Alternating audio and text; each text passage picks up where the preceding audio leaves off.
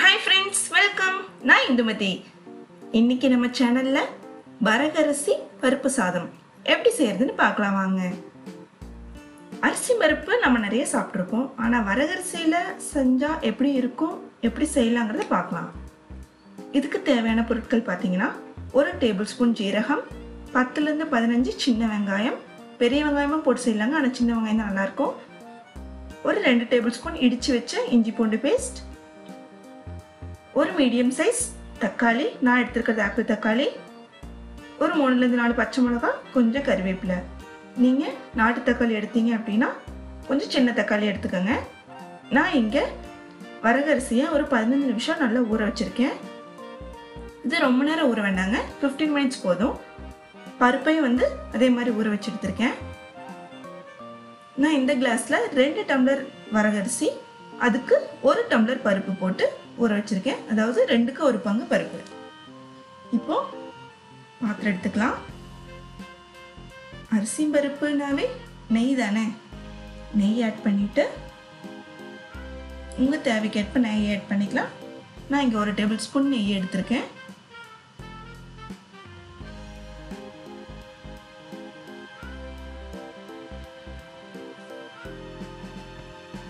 இது நல்லா இருக்குங்க, ரொம்ப டிஃப்ரெண்டா இருக்கும்.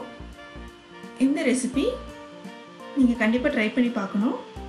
இப்போ கொஞ்சமாக ஜீரகம் போட்டு பொரிய விடலாம். பருப்பு சாதம்னாவே நெய் ஊற்றி செஞ்சால் சூப்பராக இருக்குங்க.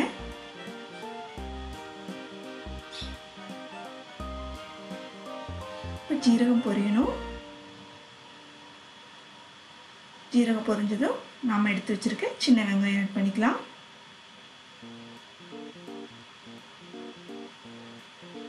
பச்சை மிளகாய்,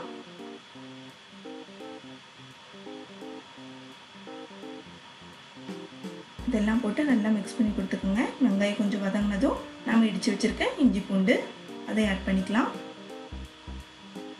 நம்ம பேஸ்ட்டை ஆட் பண்ணுறதை விட இந்த மாதிரி இடித்து ஆட் பண்ணிங்க அப்படின்னா உங்களுக்கு அது நல்ல ஃப்ளேவர் கிடைக்குங்க சாப்பாட்டுக்கு.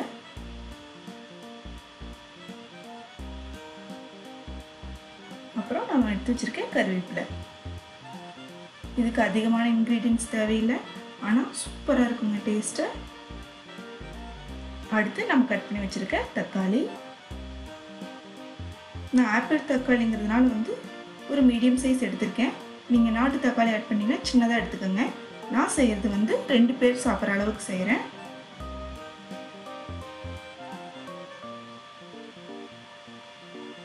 இப்போ உப்பு போட்டு நல்லா மிக்ஸ் பண்ணி கொடுத்துக்கலாம். தக்காளி நல்லா வதங்கி சாஃப்ட் ஆகணும். பாருங்க, ஓரளவுக்கு நமக்கு வதங்கிடுச்சு. இப்போ 1 table spoon red chilli powder, கொஞ்சமாக மஞ்சத்தூள். இது காரத்துக்காக தான். நீங்கள் இது தேவைப்படல அப்படின்னா நீங்கள் பச்சை மிளகாவே கொஞ்சம் சேர்த்து ஆட் பண்ணிக்கலாம். இப்போ தண்ணி ஊற்றிக்கலாம். அதாவது நாம் 2 டம்ளர் வரகரிசி 1 டம்ளர் பருப்பு எடுத்துருக்கோம். அதனால 3 டம்ளர், அதுக்கு 2 மடங்கா 6 டம்ளர் தண்ணி எடுத்துக்கிறேன்.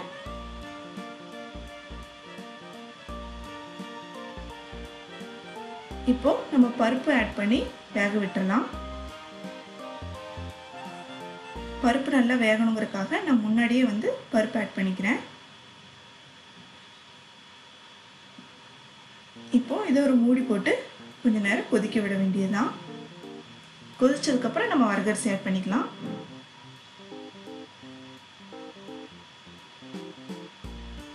ஒரு 5 ல இருந்து 10 நிமிஷத்துக்குள்ள இந்த மாதிரி கொதி வர ஆரம்பிச்சிடும்.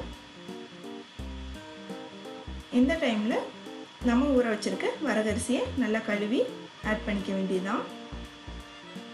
இந்த ரெசிபி ரெடி ஆகிறதுக்கு 1/2 மணி நேரமே ஜாஸ்திங்க. ரொம்ப சீக்கிரம் ரெடி பண்ணிடலாம். ரொம்ப டேஸ்ட்டாக இருக்கும், ரொம்ப சத்தானதும் கூட. வரகரிசி வாங்கினீங்கன்னா இந்த மாதிரி ட்ரை பண்ணி பாருங்கள். ஒரு டிஃப்ரெண்ட் டேஸ்ட்டு நல்லாயிருக்கும். இப்போது நீங்கள் உப்பு பார்த்துட்டு உங்கள் தேவைக்கேற்ப ஆட் பண்ணிக்கோங்க. இப்போ இதையும் போட்டு நல்லா கலந்து விட்டுட்டு மூடி வச்சு வேக விடலாம்.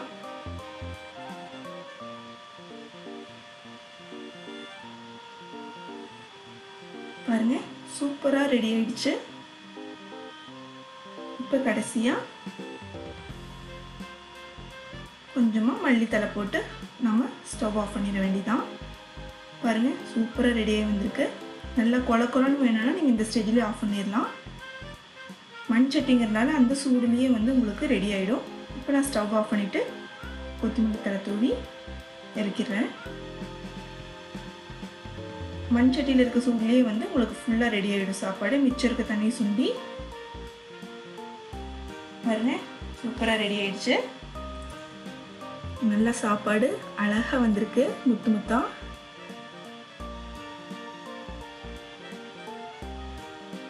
ரொம்ப டேஸ்ட்டாக இருந்துச்சுங்க. கண்டிப்பாக நீங்களும் ட்ரை பண்ணி பாருங்கள்.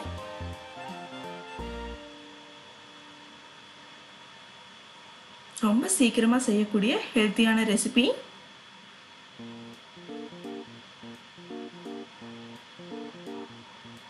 எவ்வளோ அழகாக இருக்குது பாருங்களேன் சாப்பாடு குட்டி குட்டியாக. உங்களுக்கு இந்த வீடியோ பிடிச்சிருந்தா மறக்காமல் லைக் பண்ணுங்கள். உங்கள் கமெண்ட்ஸை கமெண்ட் செக்ஷனில் சொல்லுங்கள். தேங்க்ஸ் ஃபார் வாட்சிங்.